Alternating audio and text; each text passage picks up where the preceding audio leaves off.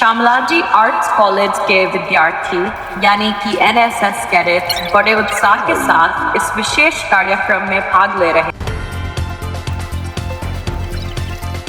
College से बाहर निकलने के बाद विद्यार्थी पैदल चलते हुए उस दुकान तक पहुंचे जहां उन्हें बहुत सारी नई और अनोखी जानकारियां मिलने वाली थी।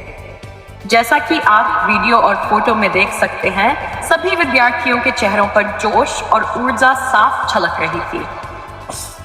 इस पूरे कार्यक्रम का संचालन NSS programme officer Sanjay Pandya sir और डॉक्टर जागृति मैडम ने किया। दोनों ही पूरे समय विद्यार्थियों के साथ रहे, उन्हें मार्गदर्शन दिया और ये सुनिश्चित किया कि हर गतिविधि अनुशासन और आनंद के साथ संपन्न हो। कार्यक्रम में सैकड़ों विद्यार्थियों ने भाग लिया। वातावरण बिल्कुल अलग था। उत्साह, हंसी मजाक और सीखने की लगन, सब कुछ साथ साथ चल रहा था।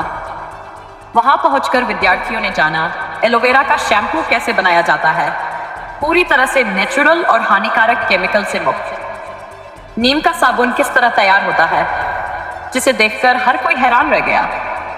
जंगल से शहद कैसे लाया जाता है और उसकी कीमत क्या होती है, ये जानकर विद्यार्थियों ने प्रकृति की असली मेहनत को महसूस किया। और सबसे महत्वपूर्ण, असली शहद की पहचान कैसे करें, यह जानकारी सबके लिए नई और काम की थी। विद्यार्थियों को वहां कई तरह के ऐसे नमूने दिखाए गए जो पूरी तरह से प्राकृतिक तरीकों से तैयार किए गए थे। उन चीजों में किसी भी प्रकार का केमिकल या हानिकारक पदार्थ शामिल नहीं था।